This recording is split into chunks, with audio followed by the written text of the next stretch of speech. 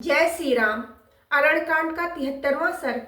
दिव्य रूपधारी कबंध का श्री राम और लक्ष्मण को ऋषिमुख और पंपा सरोवर का मार्ग बताना तथा मतंग मुनि के वन एवं आश्रम का परिचय देकर प्रस्थान करना। श्री राम को सीता की खोज का उपाय दिखाकर अर्धवेक्ता कबंध ने उनसे पुनः यह प्रयोजन युक्त बात कही। श्री राम यहाँ के पश्चिम दिशा का आश्रय लेकर जहाँ से फूलों से भरे हुए मनोरम वृक्ष शोभा पा रहे हैं, यही आपके जाने लायक सुखद मार्ग है। जामुन, प्रियाल, कटहल, बड़, पाकड़, तेंदू, पीपल, कनेर, आम तथा अन्य वृक्ष, धव, नाग, केसर, तिलक, नक्तपाल, नील, अशोक, कदम, खिले हुए वीर, भिलावा, अशोक, लाल चंदन तथा मंदार ये वृक्ष मार्ग में पड़ेंगे। आप दोनों भाई इनकी डालियों को बलपूर्वक भूमि पर झुकाकर अथवा इन वृक्षों पर चढ़कर इनके अमृत तुल्य मधुर फलों का आहार करते हुए यात्रा कीजिएगा। काकुत्थ खिले हुए वृक्षों से सुशोभित उन वन को लांघ कर आप लोग एक दूसरे वन में प्रवेश कीजिएगा, जो नंदक वन के समान मनोहर है। उस वन के वृक्ष उत्तर कुरु वर्ष के वृक्षों की भांति मधु की धारा बहाने वाले हैं तथा उनमें सभी ऋतुओं में सदा फल लगे रहते हैं। चैत्र रथ वन की भांति उस मनोहर कानन में सभी ऋतुएं निवास करती हैं। वहाँ के वृक्ष बड़ी बड़ी शाखा धारण करने वाले तथा फलों के भार से झुके हुए हैं। वे वहाँ सब ओर मेघों और पर्वतों के समान शोभा पाते हैं। लक्ष्मण उन वृक्षों पर चढ़कर अथवा सुखपूर्वक उन्हें पृथ्वी पर झुकाकर उनके अमृत तुल्य मधुर फल आपको देंगे। इस प्रकार सुंदर पर्वतों पर भ्रमण करते हुए आप दोनों भाई एक पहाड़ से दूसरे पहाड़ पर तथा एक वन से दूसरे वन में पहुंचेंगे और इस तरह अनेक पर्वतों तथा वनों को लांघते हुए आप दोनों वीर पंपा नामक पुष्करणी के तट पर पहुंच जाएंगे। श्री राम वहाँ कंकड़ का नाम नहीं है, उसके तट पर पैर फिसलने लायक कीचड़ आदि नहीं है। उसके घाट की भूमि सब ओर से बराबर है, ऊंची नीची या उबड़ खाबड़ नहीं है। उस पुष्करणी में सेवार का सर्वथा अभाव है। उसके भीतर की भूमि वालुकापूर्ण है। कमल और उत्पल उस सरोवर की शोभा बढ़ाते हैं। रघुनंदन वहाँ पंपा के जल में विचरने वाले हंस, कारण, क्रौंच और कुरर सदा मधुर स्वर में गूंजते रहते हैं। वे मनुष्यों को देखकर उद्विग्न नहीं होते हैं, क्योंकि किसी मनुष्य के द्वारा किसी पक्षी का वध भी नहीं हो सकता है। ऐसे भय का उन्हें अनुभव नहीं है। ये सभी पक्षी बड़े सुंदर हैं। वाड़ी के अग्रभाग से जिनके छिलके छुड़ा दिए गए हैं, अतः एवं जिनमें एक भी कांटा नहीं रह गया है, जो घी के लोदे के समान चिकने तथा आर्द्र हैं, सूखे नहीं हैं, जिन्हें लोहमय बाड़ों के अग्रभाग में गुंथ कर आग में सेका और पकाया गया है, ऐसे फल मूल के ढेर वहाँ भक्ष्य पदार्थ के रूप में उपलब्ध होंगे। आपके प्रति भक्ति भाव से संपन्न लक्ष्मण आपको वे भक्ष्य पदार्थ अर्पित करेंगे। आप दोनों भाई उन पदार्थों को लेकर उस सरोवर के मोटे मोटे सुप्रसिद्ध जलचर पक्षियों तथा श्रेष्ठ रोहित, रोहू, वक्रतुंड और नल, मीन आदि मत्स्यों को थोड़ा थोड़ा करके खिलाइएगा।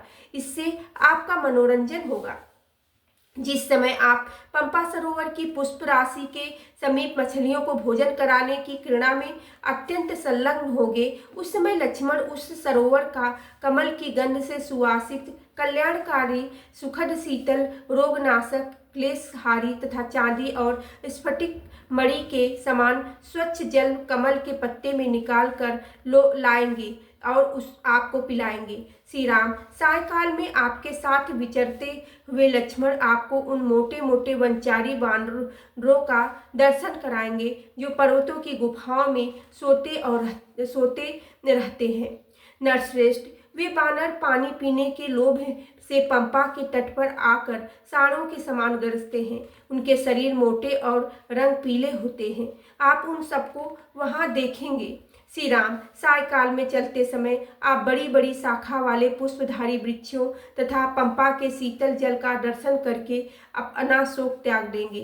रघुनंदन वहाँ फूलों से भरे हुए तिलक और नक्तमाल के वृक्ष शोभा पाते हैं तथा जल के भीतर उत्पल और कमल फूले हुए दिखाई देते हैं। रघुनंदन कोई भी मनुष्य वहाँ उन फूलों को उतार कर धारण नहीं करता है, क्योंकि वहाँ तक किसी की पहुंच ही नहीं हो पाती है। पंपा सरोवर के फूल न तो मुरझाते हैं और न ही झड़ते हैं।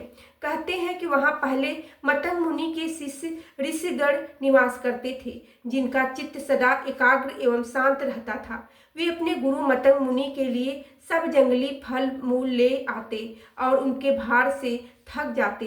तब उनके शरीर से पृथ्वी पर पसीनों का जो बूंदें गिरती थी, वे ही इन मुनियों की तपस्या के प्रभाव से तत्काल फूल के रूप में परिणित हो जाती थी। राघव, पसीनों की बूंदों से उत्पन्न होने के कारण वे फूल नष्ट नहीं होते थे। वे सब के सब ऋषि तो अब चले गए, किंतु उनकी सेवा में रहने वाली तपस्विनी सबरी आज भी वहां दिखाई देती है। कुकुट सबरी चिरजीवनी होकर सदा धर्म के अनुष्ठान में लगी रहती है। श्री राम, आप समस्त प्राणियों के लिए नित्य वंदनीय और देवता के तुल्य हैं। आपका दर्शन करके सबरी स्वर्ग लोक को चली जाएगी। कुकुट कुलभूषण श्री राम, तदंतर आप पंपा के पश्चिम तट पर जाकर एक अनुपम आश्रम देखेंगे, जो सर्वसाधारण की पहुंच के बाहर होने के कारण गुप्त है। उस आश्रम पर तथा उस वन में मातंग मुनि के प्रभाव से हाथी कभी आक्रमण नहीं कर सकते। रघुनंदन, वहां का जल मतंग वन के नाम से प्रसिद्ध है। उस नंदन तुल्य मनोहर और देव वन के समान सुंदर वन में नाना प्रकार के पक्षी भरे रहते हैं। श्री राम, आप वहां बड़ी प्रसन्नता के साथ आनंद विचरण करेंगे। पंपा सरोवर के पूर्व भाग में ऋष्यमुख पर्वत है। ये जहाँ के वृक्ष फूलों से सुशोभित दिखाई देते हैं। उसके ऊपर चढ़ने में बड़ी कठिनाई होती है, क्योंकि वह छोटे छोटे सर्पों अथवा हाथियों के बच्चों द्वारा सब ओर से सुरक्षित है। ऋष्यमुख पर्वत उदार अभीष्ट फल को देने वाला है। पूर्व काल में साक्षात ब्रह्मा जी ने उसका निर्माण किया और उसे औदार्य आदि गुणों से संपन्न बनाया। श्री राम, उस पर्वत के शिखर पर सोया हुआ पुरुष सपने में जिस संपत्ति को पाता है, उसे जागने पर भी प्राप्त कर लेता है। जो पाप कर्मी तथा विषम बर्ताव करने वाला पुरुष उस पर्वत पर चढ़ता है, उसे इस पर्वत शिखर पर ही सो जाने पर राक्षस लोग उठाकर उसके ऊपर प्रहार करते हैं।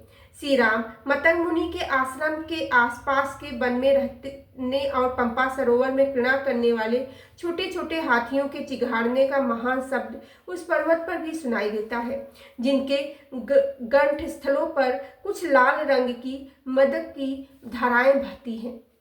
वे वेगशाली और मेघ के समान काले बड़े बड़े गजराज झुंड के झुंड एक साथ होकर दूसरी जाति वाले हाथियों से पृथक हो वहां विचरते रहते हैं। वन में विचरने वाले वे हाथी सब जब पंपा सरोवर का निर्मल मनोहर सुंदर छूने में अत्यंत सुखद तथा सब प्रकार की सुगंध से सुवासित जल पीकर लौटते हैं, तब उन वनों में प्रवेश करते हैं। रघुनंदन, वहाँ रीछों, बाघों और नील कोमल कांति वाले मनुष्यों को देखकर भागने वाले तथा दौड़ लगाने में किसी से पराजित न होने वाले मृगों को देखकर आप अपना सारा शोक भूल जाएंगे। श्री राम, उस पर्वत के ऊपर एक बहुत बड़ी गुफा शोभा पाती है, जिसका द्वार पत्थर से ढका है। उसके भीतर प्रवेश करने में बड़ा कष्ट होता है। उस गुफा के पर्वत द्वार पर शीतल जल से भरा हुआ एक बहुत बड़ा कुंड है। उसके आसपास बहुत से फल और मूल सुलभ है तथा उस रमणीय हिल नाना प्रकार के वृक्षों से व्याप्त है। धर्मात्मा सुग्रीव वानरों के साथ उसी गुफा में निवास करते हैं। वे कभी कभी उस पर्वत के शिखर पर भी रहते हैं। इस प्रकार श्री राम और लक्ष्मण दोनों भाइयों को सब बातें बताकर सूर्य के समान तेजस्वी और पराक्रमी कबंध दिव्य पुष्पों की माला धारण किए आकाश में प्रकाशित होने लगे। उस समय वे दोनों भाई श्री राम और लक्ष्मण वहां से प्रस्थान करने के लिए उद्यत हो आकाश में खड़े हुए महाभाग कबंध से उसके निकट खड़े होकर बोले, अब तुम परम धाम को जाओ। कबंध ने भी उन दोनों भाइयों से कहा, आप लोग भी अपने कार्य की सिद्धि के लिए यात्रा करें। ऐसा कहकर परम प्रसन्न हुए उन दोनों बंधुओं से आज्ञा ले कबंध ने तत्काल प्रस्थान किया। कबंध अपने पहले रूप को पाकर अद्वितीय शोभा से संपन्न हो गया। उसका सारा शरीर सूर्य तुल्य प्रभा से प्रकाशित हो उठा। वह राम की ओर देखकर उन्हें पंपा सरोवर का मार्ग दिखाता हुआ आकाश में ही स्थित होकर बोला, आप ग्रीव के साथ मृत्यता अवश्य करे। बोलो सियावेरे रामचंद्र की जय। पे वेने सुते हनु माने की।